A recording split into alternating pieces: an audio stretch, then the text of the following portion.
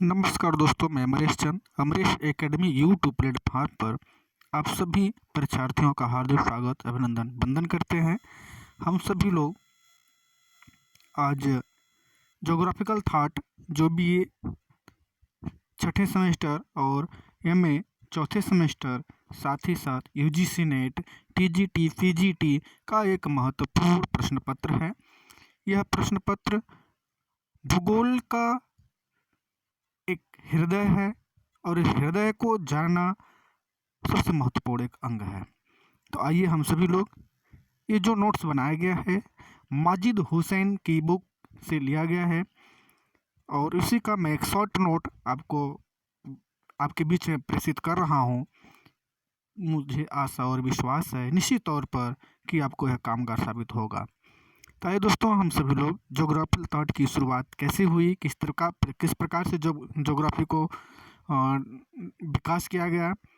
तो सबसे पहले इसका मैं पहला चरण क्लासिकल और एशियंट पीरियड के नाम से जाना जाता है, जिसे शास्त्रीय या प्राचीन काल, जो 600 BC से 300 BC तक है। तो आइए हम सब लोग इसके प्राचीन भूगोल को जानते हैं। प्राचीन भूगोल की शुरुआत सबसे पहले मिस्रवासियों द्वारा किया गया था। किसको द्वारा किया गया था भाई? मिस्रवासियों द्वारा किया गया था। मिस्रवासी इस भूगोल में सबसे पहले अपना योगदान दिए हैं। हालांकि उन्होंने बहुत बड़ा कुछ नहीं किए, लेकिन शुरुआत उन्हीं लोगों की है। इसलिए यदि भूगोल की शुरुआत कही जाए तो मिस्र से है।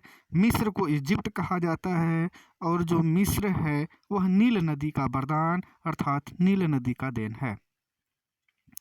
इसके बाद हमें भूगोल की और शुरुआत मेसोपोटामिया के सभ्यता से मिलती है, जिसमें सुमेरियन सभ्यता, बेबीलोन सभ्यता है।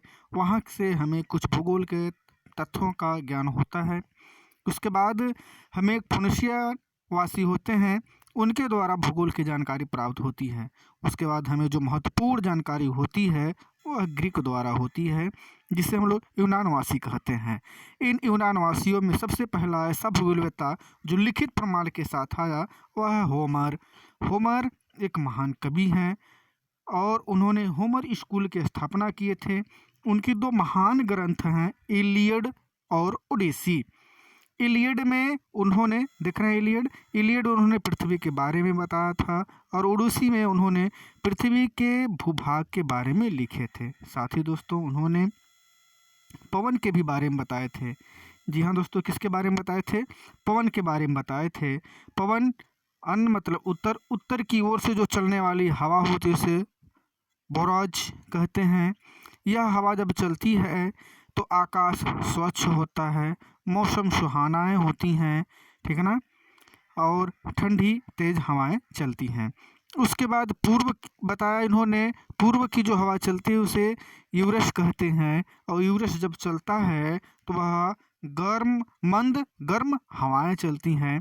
इसके बाद उन्होंने दक्षिण बताया, दक्षिण की जो हवा चलती है उसे नोटस कहते हैं और जब दक्षिण की हवा चलती है तो आधी तूफान की हवाएं होती हैं। और साथ ही उन्होंने पश्चिम की बात किया तो पश्चिम में जेफाइरस कहते हैं। जब जेफाइरस हवा चलती है तो तूफानी हवाएं कहलाती हैं। अर्थात उत्तर में जो हवा चलती है उसे बोराज कहा, जो पूर्व में हवा चला उसे यूरस कहा, जो दक्षिण में हवा चलती है उसे नोटस कहा और जो पश्चिम से हवा चलती है उसे जेफाइरस कहा। ठीक है दोस्तों, आइए इसके बाद अगले भूगोलवेत्ता के रूप में जाने जाते हैं थेल्स। थेल्स बहुत ही महान गणितज्ञ भी हैं, इनके बारे में ये हम लोग जानते हैं। थेल्स महोदय का जन्म 640 BC और मृत्यु 546 BC में होता है। ये मिलेट मतलब टर्की के रहने वाले हैं। ये यूनान के पहले ऐसे चिंतक हैं जो दार्शनिक और गणितज्ञ थे और साथ ही साथ ये राशि चक्र का ज्ञान देने वाले थे। ध्यान दोस्तों, ये यात्रा भी किए थे और यात्रा इनका मिस्र में किए थे, ग्रीक में भी किए थे और ग्रीक से इर्द गिर्द के जो समीपवर्ती क्षेत्र हैं, प्रदेश हैं, उनका भी उन्होंने यात्रा किया था। ये प्राकृतिक विज्ञान और दर्शन शास्त्र के जन्मदाता हैं। थेल्स कौन है भाई, क्या है? ये प्राकृतिक विज्ञान व दर्शन शास्त्र के जन्मदाता हैं। इनकी कुछ प्रमुख ज्यामितीय सूत्र हैं, जैसे पहला वृत्त, व्यास द्वारा दो भागों में विभक्त होता है। बहुत बढ़िया बात से वृत्त है, व्यास द्वारा क्या होता है, दो भागों में विभक्त होता है। दूसरा इन्होंने कहा एक समद्विबाहु त्रिभुज के आधार पर बने कोण बराबर होते हैं। समबाहु नहीं बल्कि समद्विबाहु, जिनकी दो भुजाएं बराबर हैं, यहाँ पर जो कोण बनेगा वो कैसा कोण होगा भाई, बराबर होगा। फिर दो समांतर रेखाओं की बात की है। दो समांतर रेखाओं को यदि तिर्यक रेखा काटे तो समकोण कोण सदैव क्या होते हैं भाई, बराबर होते हैं। ठीक है ना। अगला इन्होंने कहा है अर्धवृत्त के कोण समकोण होते हैं।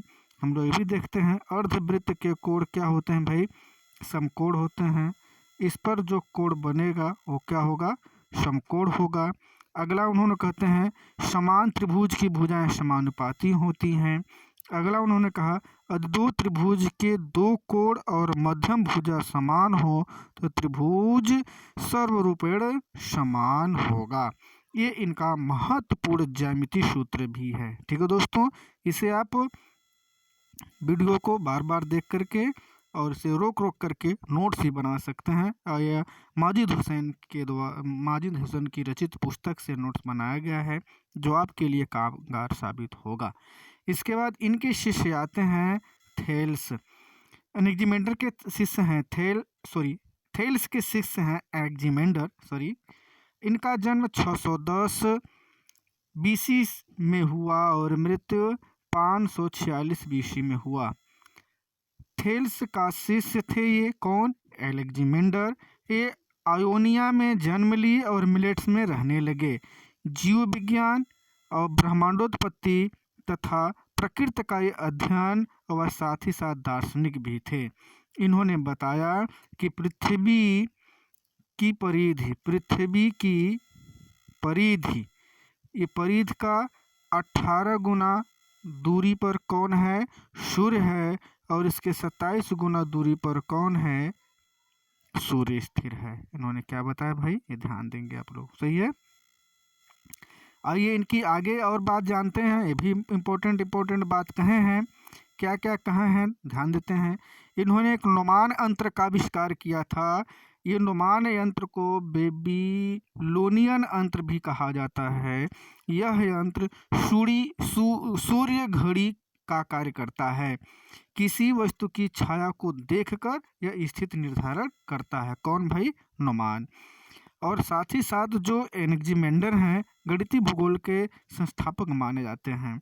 इन्होंने विश्व मानचित्र बनाया, जिसमें अर्थात उस मानचित्र पर एशिया, लीबिया, आज अफ्रीका, यूरोप को दर्शाया, अर्थात 3 महाद्वीपों को दर्शाया, और उसके मध्य में अटलांटिक महासागर को दर्शाया, और अटलांटिक महासागर के तीनों ओर इन तीनों द्वीपों की संकल्पना की थी। ठीक है दोस्तों, आइए अगले महान भूगोलवेत्ता की ओर चलते हैं, साथ साथ गणितज्ञ की ओर चलते हैं, और वहाँ पाइथागोरस। ये पाइथागोरस भी महान भूगोलवेत्ता हैं। आइए हम लोग इनके बारे में जानते हैं। पाइथागोरस ये 4वीं शताब्दी के गणितज्ञ हैं। ये महान गणितज्ञ भी हैं, दार्शनिक भी हैं, नक्षत्र विज्ञानी हैं, और साथ ही साथ भूगोलवेत्ता भी हैं। तथा ये पाइथागोरियन स्कूल की स्थापना भी किए थे, जिसमें पुरुषों के लिए शिक्षा दिया जाता था। ये पुरुषों की शिक्षा के लिए महत्वपूर्ण अंग रहा है पाइथागोरियन स्कूल। ये ग्लोब की परिकल्पना प्रस्तुत किए और साथ ही साथ पृथ्वी को गोलाकार बताया। और इन्होंने जलवायु का विभाजन किया। जलवायु विभाजन इन्होंने 3 प्रकार से किया। कौन कौन सा भाई, पहला प्रायः निर्जन क्षेत्र जो मध्य में रहा है, जिसे उष्ण प्रदेश कहते हैं। दूसरा पृथ्वी का अंतिम भाग जो लास्ट है, जिसे हम लोग शीतकटिबंध क्षेत्र कहते हैं। और तीसरा है इन दोनों के मध्य का क्षेत्र, जिसे शीतोष्णकटिबंध क्षेत्र कहते हैं, जो आज भी उष्णकटिबंध, शीतोष्णकटिबंध और शीतकटिबंध के नाम से जाना जाता है। ठीक है दोस्तों, ध्यान देंगे आप सभी लोग। यदि यह नोट्स आपको अच्छा लगे तो एक बार ज़रूर कमेंट करके बताइएगा। आपके लिए, अपने लिए एक महत्वपूर्ण ये नोट्स बनाया गया है। और जिनको भी ये PDF चाहिए, ध्यान देंगे, जिनको भी ये PDF चाहिए वो 94 51 91 26 21 नंबर पर व्हाट्सएप और अपना नाम या स्थान लिख करके भेजेंगे, आपको ये PDF आपको मिलेगा। ठीक है दोस्तों, आगे की बात करते हैं हम लोग हिकेटियस की बात करते हैं भाई। हिकेटियस भी एक महान गणितज्ञ के साथ साथ भूगोलवेत्ता भी रहे हैं।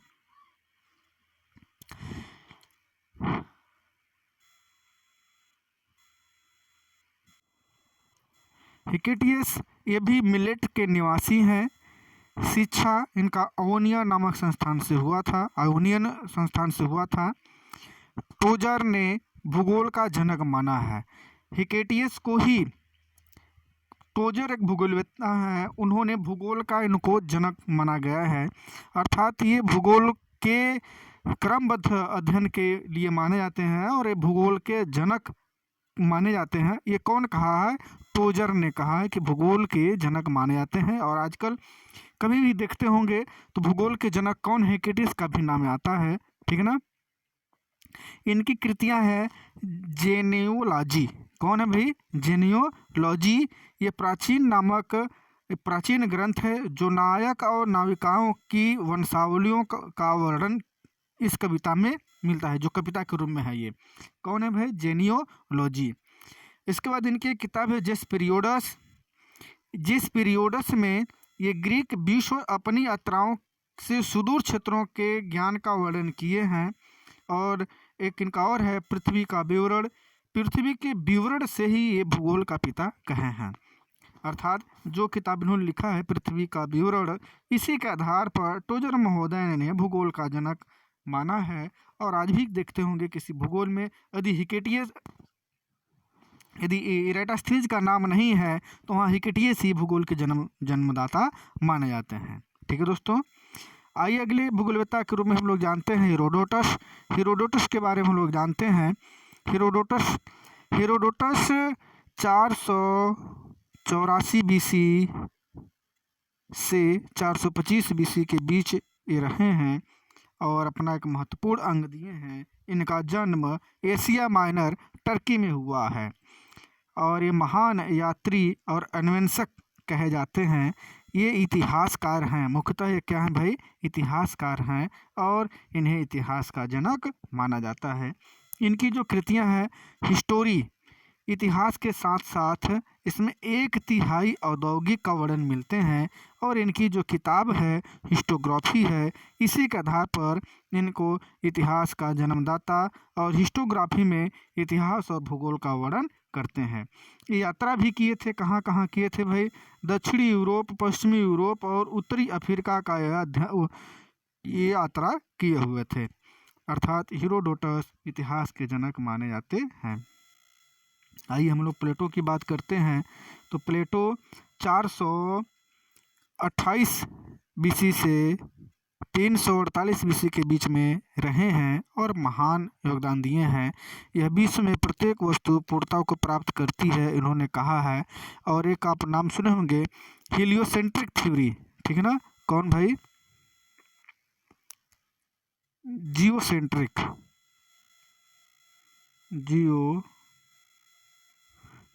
थ्योरी, जो पृथ्वी केंद्रित सिद्धांत अरस्तु प्लेटो मिल करके दिए थे। ठीक है ना।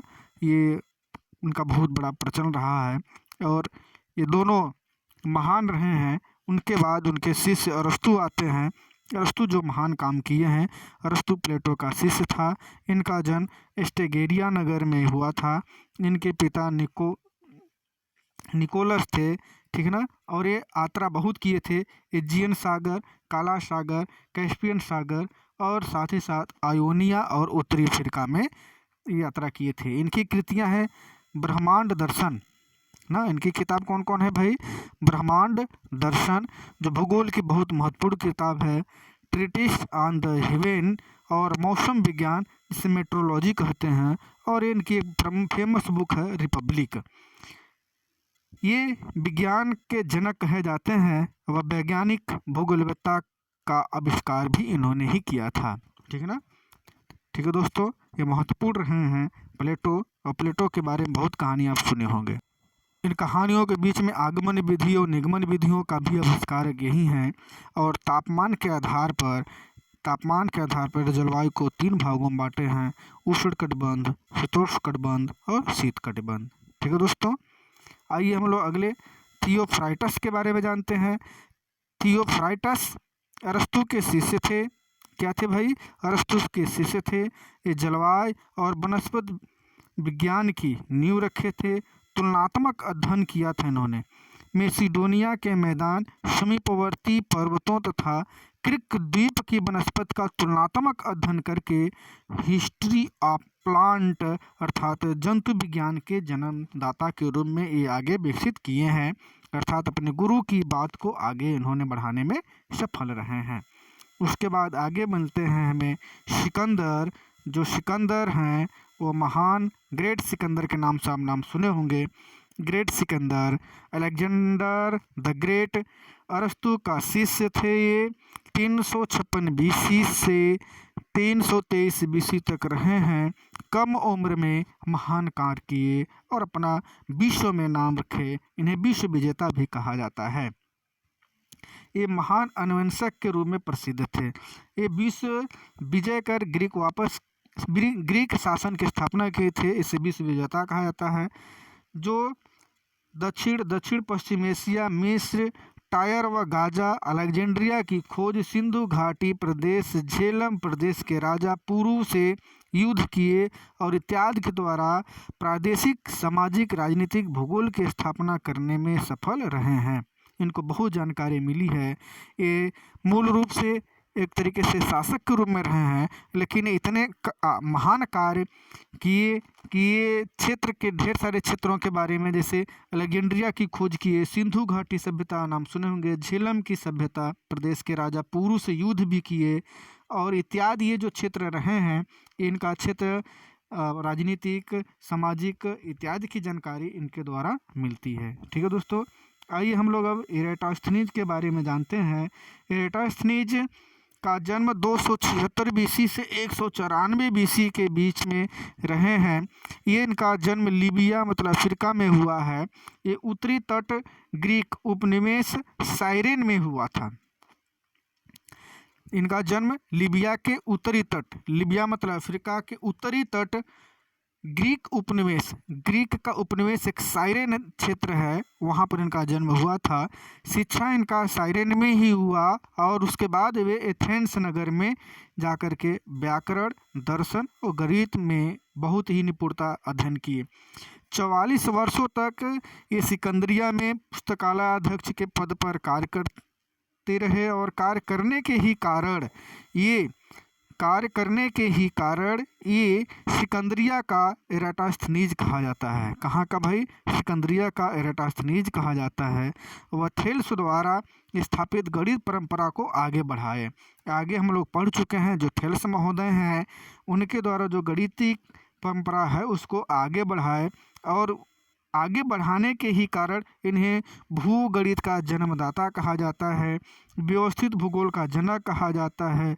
इन्होंने ही ज्योग्राफिका शब्द लिया था। इस ज्योग्राफिका से ही ज्योग्राफी शब्द का निर्माण किए और ज्योग्राफी शब्द की उत्पत्ति करने वाले यही हैं, इसलिए इनको ज्योग्राफी के वास्तविक जनक माने जाते हैं। सीन मतलब साइने नामक स्थान पर नोमान घड़ी की सहायता से कुएं में सूर्य की किरणों को वर्ष के एक बार चमकने का ज्ञान इन्होंने ही बताया था और साथ ही बताए थे सैन्य और सिकंदरिया की दूरी 5000 स्टेडिया है अर्थात 500 मील व कोण 7.12 अंश 7.2 अंश को जो 360 अंश का 150वां भाग है, वहीं से इन्होंने भूमध्य रेखा अर्थात पृथ्वी के परिधि का पूरी दूरी का वर्णन उन्होंने बताने का प्रयास किया था, जो आज ये 500 स्टेडिया है, नियर अबाउट उसके नियर अबाउट है। ठीक है दोस्तों, इसलिए इनको भूगोल का जनक माना जाता है। आगे हम लोग चलते हैं पोलिबिनियस भौतिक भूगोल में नदियों द्वारा अपर्दन की क्रिया का अध्ययन किया। बताया कि नदियाँ अपनी घाटियों का विकास स्वयं करती हैं। जैसे हम लोग अनाच्छादन की प्रक्रिया पढ़ते हैं, अनाच्छादन में हम लोग क्या पढ़ते हैं भाई, अपक्षय, अपर्दन और निक्षेपण। फिर अपर्दन की क्रिया का इन्होंने अध्ययन किया था। ठीक है दोस्तों, आइए हम लोग अब अगले भूगोलवेत्ता की ओर चलते हैं। और अगले भूगोलवेत्ता कौन है, आइए ध्यान देते हैं हम लोग। हिप्पारकस हैं। कौन है भाई, हिप्पारकस हैं। और हिप्पारकस के बारे में हम लोग जानते हैं। हिप्पारकस निकाया का रहने वाला खगोलज्ञ और गणितज्ञ था। हेरोडोटस और एराटोस्थनीज के कार्यों का अध्ययन किया था। एस्ट्रोलेब नामक यंत्र का आविष्कार किया, जिसमें अक्षांश व देशांतर की संख्या बताई। ये भी महान खगोलज्ञ ही हैं कि जिसने एस्ट्रोलेब के सहायता से अक्षांश और देशांतर की संख्या को बताने में सफल रहे। मानचित्र का आविष्कार किया और साथ ही साथ स्टीरियोग्राफिक व ऑर्थोग्राफिक प्रक्षेपणों का भी ये वर्णन किए हैं। विश्व को ये 11 जलवायु खंडों में विभाजित करने में सफल रहे हैं। ठीक है दोस्तों, अर्थात हिप्पारकस एक महान जलवायुवेत्ता भी हैं। इसके बाद आता है पोनिडोनियस। पोनिडोनियस के बारे में हम लोग जानते हैं। पोनिडोनियस 135 बीसी से 50 बीसी तक अपने भूगोल में योगदान दिए हैं। ये भौतिक भूगोल का जनक कहा जाते हैं। पोसिडोनियस कौन है भाई, भौतिक भूगोल के जनक कहे जाते हैं। पृथ्वी की परिधि की लंबाई, महासागरों की गहराई, ज्वार भाटा का व्यवस्थित विश्लेषण पोनिडोनियस महोदय ने किए थे। पृथ्वी की परिधि का नापने का कार्य भी इन्होंने किया। जो रोड द्वीप से सिकंदरिया की दूरी व रोड द्वीप के नेपस 80,000 स्टेडिया अर्थात 8,000 मील थी, जो नक्षत्र के आधार पर कैलकुलेट किया गया है, जो सही साबित होता है। अब आते हैं टॉलमी। टॉलमी को क्लॉडियस टॉलमी कहा जाता है। ये टॉलमी का जन्म यूनान के टॉलेमियस में हुआ था तथा कुछ विद्वान मिस्र व पेलुसियस बताते हैं, लेकिन इनका जो अवधा मतलब क्षेत्र निवास क्षेत्र रहा है वह इनका यूनान से ही रहा है। शिक्षा इनकी सिकंदरिया में होने के कारण इसे सिकंदरिया का टॉलमी भी कहते हैं। ये महान खगोलज्ञ, गणितज्ञ व भूगोलवेत्ता भी रहे हैं। ठीक दोस्तों, इनकी किताब महत्वपूर्ण है, ज्योग्राफिक सिंटैक्सिस। ये 8 खंडों में है। इसमें अक्षांश, देशांतर का निर्धारण व प्रक्षेप मानचित्र का उन्होंने वर्णन किया है। अगला है अल्मागेस्ट। अल्मागेस्ट उनकी 13 खंडों में लिखी हुई किताब है। कितने खंडों में लिखी हुई किताब भाई, 13 खंडों में लिखी हुई है। पहले खंड में भूकंपीय क्रम, दूसरे में कॉर्ड्स, तीसरे चौथे में सूर्य की गति एवं वर्षा की अवधि, पांचवें में सूर्य व चंद्रमा के बीच की दूरी, छठे में सूर्य ग्रहण, चंद्र ग्रहण, 7 व 8 खंड में स्थिर व स्थिर नक्षत्रों की सूची व ग्लोब संरचना, 9 से लेकर के 13वें खंड तक ग्रहों व नक्षत्रों का इन्होंने विवरण दिया है। अर्थात अल्मागेस्ट इनकी सबसे बेस्ट बुक रही है। इसके बाद तीसरी इनकी बुक रही है प्लानेटरी साइंस। तीसरी बुक इनकी रही है प्लानेटरी साइंस, जिसे हम लोग ग्रही विज्ञान कहते हैं। इसमें ग्रहों की दूरी, गति, उपग्रह विवरण दिए हैं और 2 खंडों में है। इसके बाद एनालिमा है, अगली किताब है एनालिमा। एनालिमा को हम लोग नक्षत्र विद्या कहते हैं। और 5वीं किताब है इनको ज्योग्राफिया। ज्योग्राफिया विश्व मानचित्र का निर्माण तथा 26 अन्य मानचित्र भी इसमें उन्होंने उपयोग किए हुए हैं। और अभी इन्होंने कुछ महत्वपूर्ण शब्द दिए हैं, उन शब्दों के बारे में हम लोग पढ़ते हैं। जैसे अक्षांश लैटिट्यूड और देशांतर लॉन्गिट्यूड का इन्होंने शब्द दिया है। ब्रह्मांड विज्ञान जिसमें कॉस्मोग्राफी का शब्द इन्होंने दिया है। भूगोल ज्योग्राफी शब्द दिया है। मेट्रोलॉजी यूरोलॉजी का भी उन्होंने शब्द दिया है। इसके बाद उन्होंने टोपोग्राफी का भी शब्द दिए हैं। अर्थात टॉलमी भूगोल में महत्वपूर्ण कार्य किए हैं। इस प्रकार से आज यहीं तक हम लोग पढ़ेंगे और अगला हम लोग रोमन भूगोलताओं के बारे में पढ़ेंगे। तो आज हम लोगों ने एक बार पुनः देख लेते हैं किसके किसके बारे में अध्ययन किए हैं। तो ध्यान दीजिएगा, एक बार पुनः हम इस पूरे नोट्स को दिखा रहे हैं। यदि आपको ये नोट्स चाहिए तो ज़रूर आप बोलिएगा। हम लोगों ने पढ़ा होमर के बारे में, थेल्स के बारे में, एनेक्सीमेंडर के बारे में, और इसके बाद हम लोगों ने पढ़ा है पाइथागोरस के बारे में, हेकेटियस के बारे में, हेरोडोटस के बारे में, प्लेटो के बारे में, अरस्तु के बारे में। इसके बाद हम लोगों ने पढ़ा है थियोफ्राइटस के बारे में, सिकंदर के बारे में, एरेटास्थनीज के बारे में, पोलिबियस के बारे में, और हम लोग साथ ही साथ पढ़े हैं हिप्पार्कस के बारे में, पोसिडोनियस के बारे में, और टालमी के बारे में हम लोग अध्ययन किए हैं। अर्थात ग्रीक के जो अगुआ हैं, इन अगुआ के बारे में हम लोग अध्ययन किए हैं। तो आपको इस ग्रीक भूगोलवेत्ताओं के बारे में महत्वपूर्ण जानकारी देने में हम सफल रहे हैं। यदि आपको ये नोट्स और ये वीडियो अच्छा लगे तो एक बार ज़रूर आप कमेंट करके बताएं। और ये बुक पुनः आपको बता रहे हैं, यह माजिद हुसैन की ज्योग्राफिकल थॉट से लिया गया है। यदि आपको अच्छा लगे तो एक बार ज़रूर कमेंट करके बताएं कि अच्छा है, और अच्छा लगे तो एक बार अपने दोस्तों को जरूर सब्सक्राइब करें और उनको शेयर करें और लाइक करने के लिए कहें। ठीक है दोस्तों, तो इसी के साथ जय हिंद, जय भारत, वंदे मातरम।